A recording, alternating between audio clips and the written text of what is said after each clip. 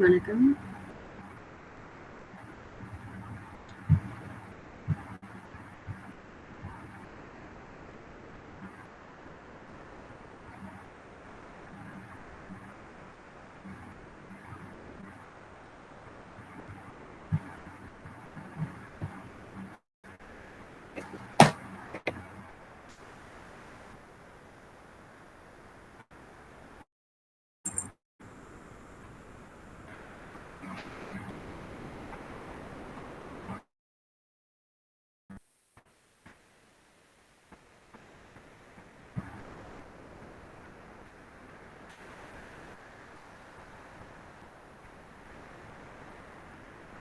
கைவண்ணம் சிறுகதை தொகுப்பிலிருந்து சிறுகதை பற்றி ஒரு பார்வை.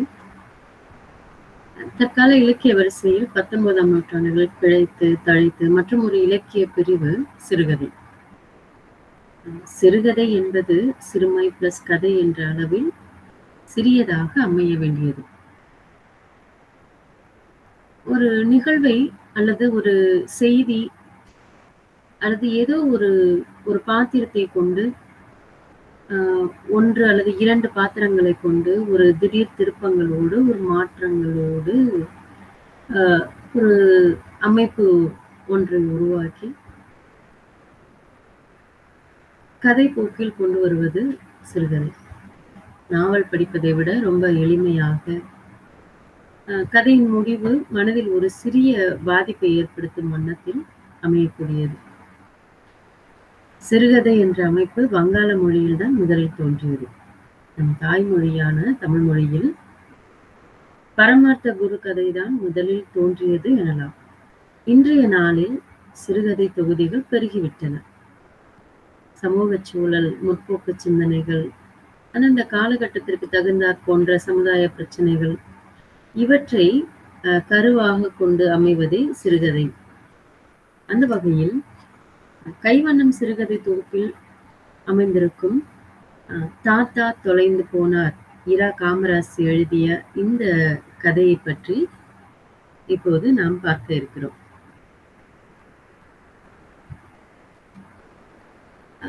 இரா காமராசு என்னும் எழுத்தாளர் ஒடுக்கப்பட்ட மக்களின் வாழ்வியலை தன் எழுத்தில் பதிவு செய்பவர். நகரமயமாக்கல், கிராமங்களை அழிக்கும் அவலங்களை தன் எழுத்தில் கொணர்ந்தவர். ஒடுக்கப்பட்ட மக்களின் அவலங்களும், விவசாய நிலங்களுக்கான ஆபத்துக்களும், அதிகார வர்க்கத்தின் ஆளுகையின் கீழ்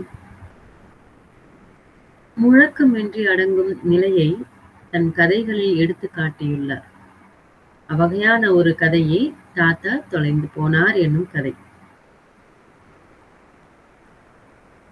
இதில் உள்ள கதாபாத்திரங்கள் சொக்கன் என்னும் விவசாயி, ராமாயி சொக்கனின் உடன் பிறந்தவள், கோவிந்து சொக்கனின் மச்சான், சொக்கனின் தாத்தா, ராமு என்னும் அருகில் வசிக்கக்கூடிய ஒரு பையன் மனோகரையா, ராமராஜ் என்னும் கட்சியின் ஒன்றிய செயலாளர், ஒரு ரெவென்யூ இன்ஸ்பெக்டர் இந்த இடத்துக்கு வர்றார்.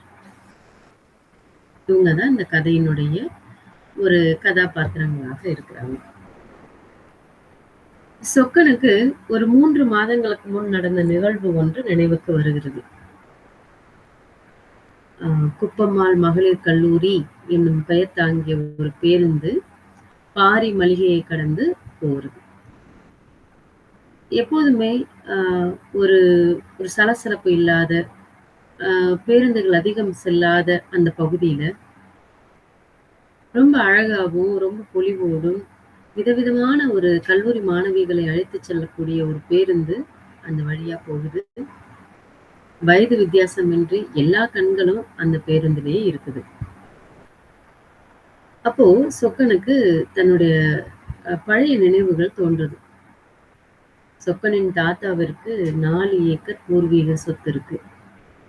சொக்கனுக்கு எப்போதுமே தாத்தாவை தான் ரொம்ப பிடிக்கும்.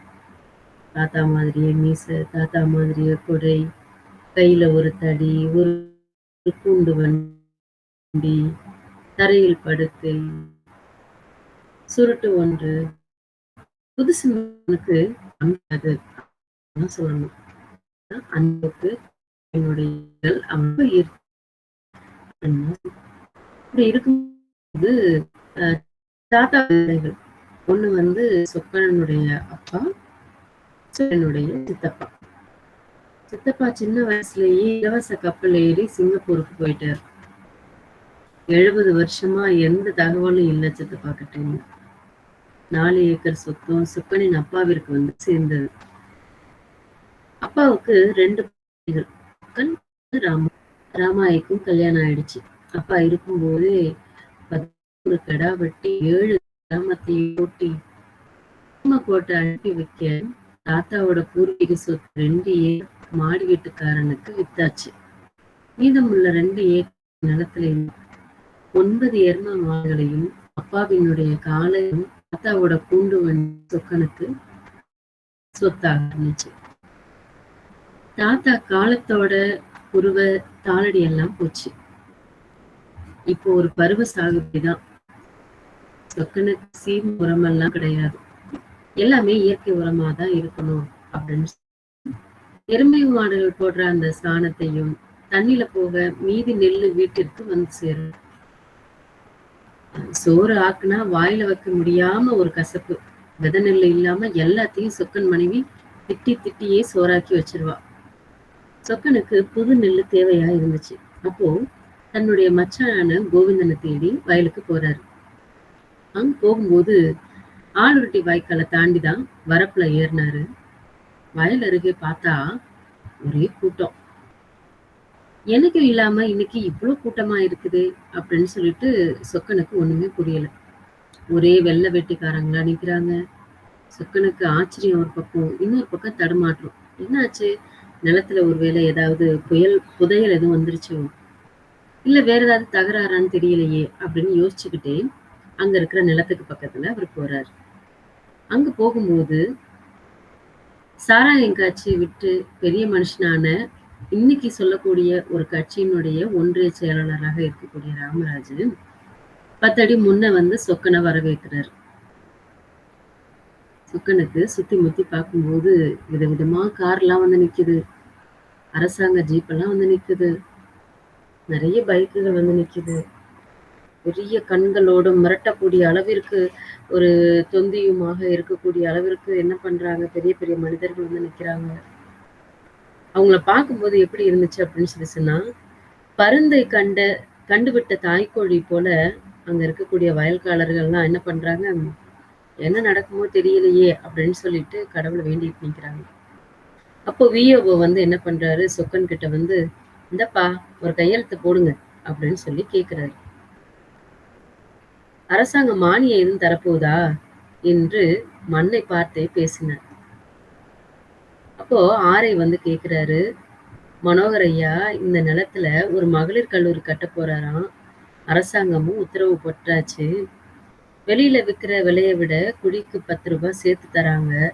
எல்லாரும் சம்மதிச்சாச்சு. கையெழுத்து மட்டும்தான் போடணும். அதுலயும் நீங்க மட்டும்தான் பாக்கி அப்படின்னு சொல்றாரு. இப்போ சொக்கன் நினைச்சு பாக்குறான். என்னன்னு, தன்னுடைய வயல் எவ்வாறெல்லாம் தளன்னு வளர்ந்து இருந்துச்சு அப்படின்னு சொல்லிட்டு. அதாவது ரொட்டியும் புட்டி பாலும் போட்டு சினிமாவுல வர்ற மாதிரி புன்னகை வச்சுட்டு இருக்கிற மாதிரி தன்னோட வயல் எப்போது எப்படி இருக்குமா, கதிர்விட்டு கர்ப்பிணிகள் மாதிரி கொலை தள்ளுறப்போ தனக்கு பக்கத்து வயக்காரரெல்லாம் திட்டி தீப்பாங்களே அந்த மாதிரி இருந்துச்சு. அதையெல்லாம் இப்ப நினைச்சு பாக்குறாரு. அதுக்காகவே தன்னோட வயல்ல ஒரு திருஷ்டி பொம்மையை வேற நட்டு வச்சிருப்பாரு.